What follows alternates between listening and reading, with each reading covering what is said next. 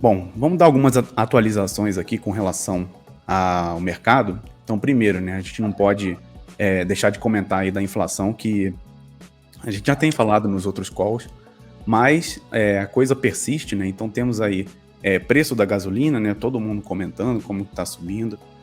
Também isso e influenciado, né, por uma possível greve dos caminhoneiros aí, um movimento está sendo talvez organizado para acontecer amanhã.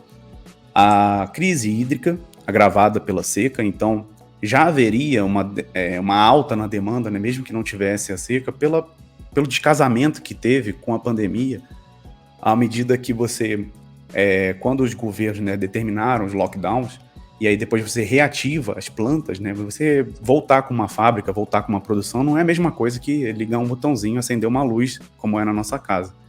Então já haveria realmente esse descasamento entre oferta, né, voltar ao sistema produtivo e demanda, e também as plantas voltando. Então já teria essa demanda realmente um pouco maior, e a crise hídrica torna isso ainda mais grave, faz com que os preços subam.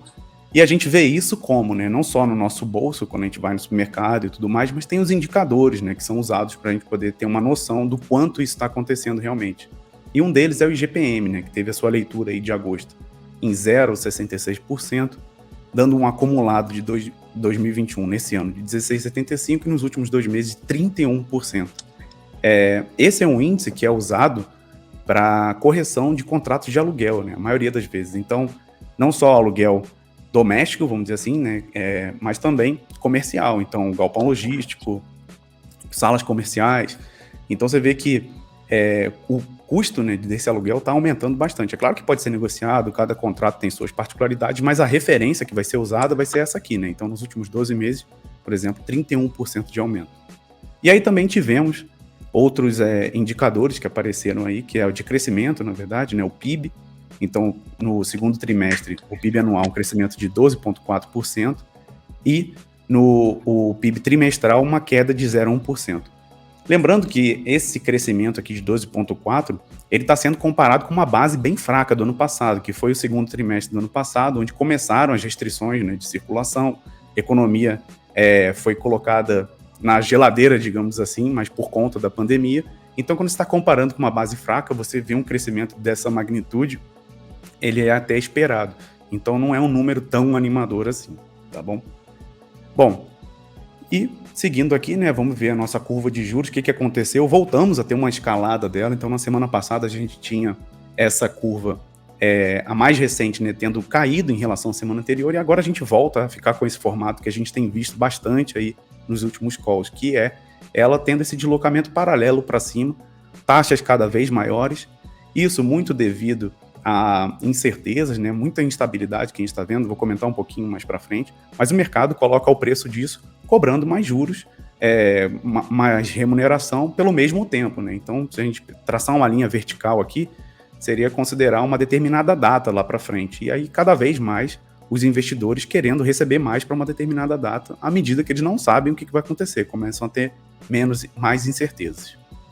E também colocando aqui a curva de juros agora real, né, na medida pelas NTN-Bs, os títulos do Tesouro, que tem a sua remuneração atrelada ao IPCA, mais uma parte pré-fixada. Então, aquela primeira curva é só do título pré-fixado, e agora é só essa parte pré-fixada do título que tem a parte do IPCA. E também está nas máximas, né, eles andam praticamente juntos aí. Não tem muito por que ficar diferente. Então, eu coloquei aqui um exemplo só para a gente ter uma noção financeira, né, disso, que é o quê? Pegando essa última curva, que foi o aumento que ela teve, né, nessas NTN-Bs, os títulos que eu falei do Tesouro, então, pegando um título lá, que é o Tesouro IPCA+, de 2055, essa taxa ela aumentou de 4,74 para 4,88. No preço, isso significa uma redução, né, lembrando sempre essa relação aqui que eu coloquei, se a taxa aumenta, que está aqui embaixo, o preço cai. Então, no preço, significa uma redução dessa aqui de 4.437 para 4.352, mais ou menos R$ 84, que dá uma queda de 1,89%. Então, para ter uma noção, o Ibov, né, que teve uma semana bastante movimentada, caiu 3,10%. Então, você vê que tem uma renda fixa com valores compatíveis aí praticamente da renda variável. Isso fica bem claro naquela parte em que o Graham mostra o gráfico de volatilidade com o retorno, em que você vê que tem uma parte, uns índices de renda fixa que estão lá até depois do Ibov, são mais voláteis do que o Ibov. Então, é importante na alocação de renda fixa a pessoa saber, né? Eu já comentei isso aqui, o efeito de títulos longos, que é a duration. Então, a pessoa saber o que ela está fazendo, e se ela não sabe, ela pedir ajuda de quem realmente entende, de quem está estudando, quem está acompanhando isso aqui diariamente. Nós aqui na iPlane, né, fazemos o nosso call semanal para poder realmente estar atualizado em relação a isso. Então, se você quer ter uma carteira de renda fixa que você saiba onde as coisas estão alocadas, né, de acordo com o seu perfil, se mesmo na renda fixa a sua carteira pode ter uma volatilidade, ou se ela não puder, vai estar bem alocado. Então vai lá no nosso site, né, www.iplane.com.br, faz lá o Sutabit, descobre seu perfil de investidor, e aí você vai ter uma mentoria com a gente para você poder ter a sua carteira realmente voltada para você, para o seu perfil, para os seus objetivos. Se não der para botar volatilidade, a gente não vai colocar. Se der, a gente vai colocar porque volatilidade também é remunerada com risco ou com retorno. Então, isso é desejável, mas para o longo prazo. Se não der, beleza. Bom, continuando aqui. Então, mostrando aqui, né, que a renda fixa, ela, dependendo do que você escolhe, você vai ter um paralelo praticamente com a renda variável. E, terminando aqui, né, colocando algumas considerações finais, principalmente para esse mês. Amanhã já coloquei aí o feriado, entre aspas, né, de 7 de setembro. Tensão política, né, muita coisa programada para amanhã, gente que apoia o presidente, gente que não apoia o presidente, e, bom, muita coisa. Isso se reflete no mercado como volatilidade. Pode ser que essa volatilidade já tenha sido colocada no mercado, né, na semana passada ou até hoje, né, uma preparação, o mercado trabalha com expectativas. E se essa expectativa se juntar com a realidade, pode ser que não aconteça muita coisa depois. Agora, se a coisa for muito diferente, aí sim a gente vai ver os mercados mais voláteis, mais instáveis ainda. No dia 9, ainda essa semana, a gente vai ter a leitura do IPCA de agosto. Esse sim é o índice de inflação oficial do governo, aquele que o Copom e a cúpula do governo usa para poder balizar as suas decisões de política monetária.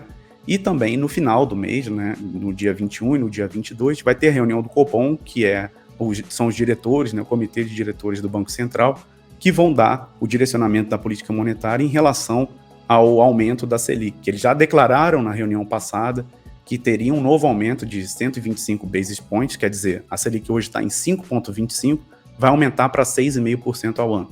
Isso já está meio que dado, a não ser que aconteça alguma coisa muito expressiva nesse meio do caminho. Mas o mais importante, além desse aumento, é qual será a sinalização do comunicado da ata, né? O que o Banco Central vai falar que ele está de olho, né? No comunicado passado, ele falou que realmente estava de olho na inflação e que o que ele falou de diferente foi que ele poderia, né, aumentar essa taxa até um nível acima do neutro. Eu comentei aqui no call, que seria o quê? Você tem uma taxa tão alta que você começa a desestimular o crescimento da economia. De que maneira? De uma forma simples, seria você ter aplicações financeiras, né, atreladas à Selic, que são aplicações super seguras, que te remuneram mais do que um projeto, por exemplo, dentro de uma empresa, dentro de uma fábrica. Então, para que eu vou fazer um projeto arriscado de expansão se eu posso simplesmente fazer uma aplicação financeira e ganhar mais do que isso, ou ganhar igual? Então, é assim, por meio desse mecanismo, que o aumento da taxa Selic pode causar uma contração na economia. Mas isso é necessário quando a inflação está muito alta, tem muito dinheiro em circulação, então o Banco Central faz esse aumento para poder drenar um pouco dessa liquidez. Então é um equilíbrio aí bem sensível. Mas, como eu disse, né, na última reunião ele disse que poderia, ele não tinha sinalizado isso ainda, ele disse que poderia ir até além desse neutro, entrar numa parte mais restritiva em termos de crescimento econômico, se necessário fosse por conta da inflação.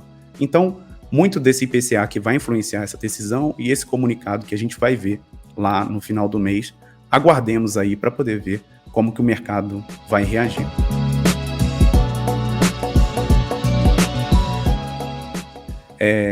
Pessoal, tenham bastante cautela aí nos mercados, tá? A coisa exige realmente que a gente tenha pise um pouquinho no freio, porque tá difícil tomar decisões com relação às instabilidades que a gente está vendo. Então, se você não se sente confortável, não se sente seguro, procure quem possa te ajudar, né? A gente aqui na iPlane tá disponível para isso, porque o momento realmente é da gente saber o que está fazendo para poder não entrar numa fria.